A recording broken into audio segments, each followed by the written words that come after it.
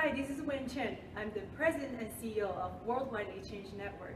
Welcome back. Today we are talking to Dr. Shon Neyland, the author of Loving When You Don't Feel Like It. Dr. Shon Neyland, welcome to join us again.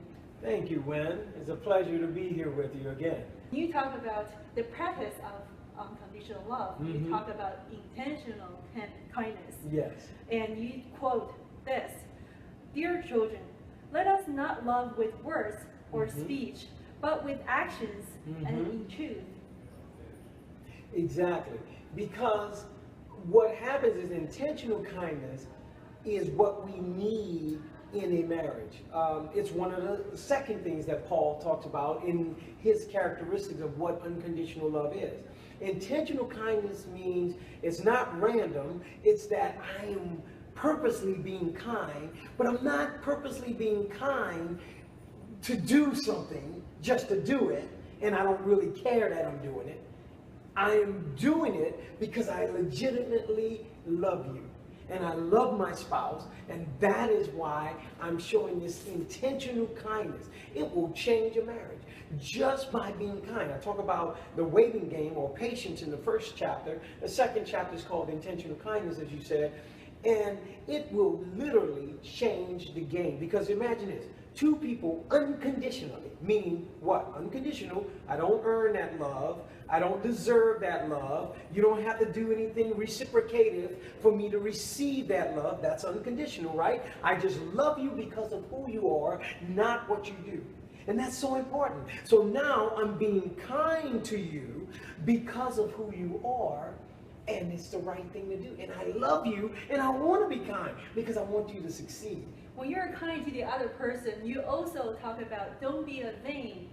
That's a chapter you wrote. Yes. And in that chapter, you talk about the promotion of love and Yes. your lover. Let's give an example. You and your wife, Madeline. Yes. You said that, in the United States, men makes 18% more income than women who are in the same position. That's but correct. you will be so happy one day if Madeline makes more money than you. Absolutely. What's your rationale behind it? Well, because, that's a very good question. When you talk about love, don't be vain in your marriage. Paul talks about love does not envy. And so I don't envy the other partner. Madeline had to sacrifice, as you said, for my career in the Air Force for 29, 30 years now. And she sacrificed a lot. And she was 2 classes away from getting her nursing? Absolutely. She was 2 classes from her nursing degree, but through moves, then the health issues came in, but there was always something, sacrificing. And some couples, they like it that way, where one is up and one is down. But I really don't like that. I think a couple, unconditional love requires us to want to see the other person succeed, to want to see the other person successful. So if Madeline, who wants to make more money, and have at it, honey, because what's yours is mine, what's mine is yours. I mean, it's ours. So, but really, it's important to understand that we shouldn't be jealous. We should lift the other person up. We should push them to success. And in my book, I talk about the story of Madeline, you recall, being a couple of classes short. And that was a very moving time. While you were earning your 7 degrees. Yes. I was earning one of my 7 degrees at that time, but I felt that Madeline also needed that opportunity to get her schooling in. And so one day we were going off to lunch, and I didn't tell her, but I had pre-coordinated and called the school for medical assistance, which had a registered nursing follow-on program at this university.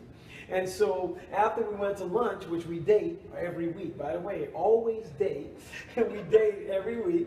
And so as we were coming back, we made a detour, and she's like, whoa, where are we going? And I said, just come on with me. We need to talk to the counselors here.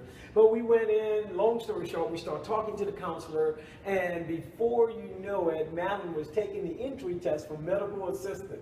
By the way, she graduated the top of her school. But the most interesting part of that was the counselor started crying. And I asked the counselor, I said, Yes, exactly. I said, why are you crying? The counselor, she says, because I've not seen love demonstrated in this way. For you to take the time and to surprise your wife and the sacrifice so she can be successful is amazing. And of course, Madeline started crying, and we all just had a crying party. It was great. My eyes welled up, but the point was, I just want to see her successful. I don't envy her, and she doesn't envy me. We push each other to go forward, and I am where I'm at because of my wife.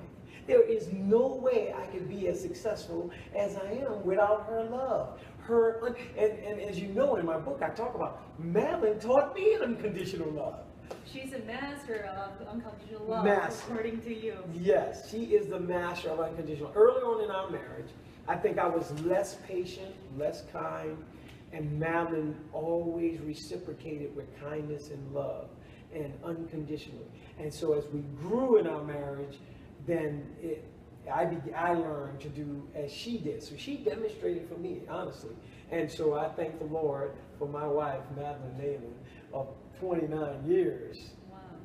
Yes. It's always a pleasure talking to you and learn from you, Dr. Neyland. Thank you for joining us. My pleasure. Thank you, Will.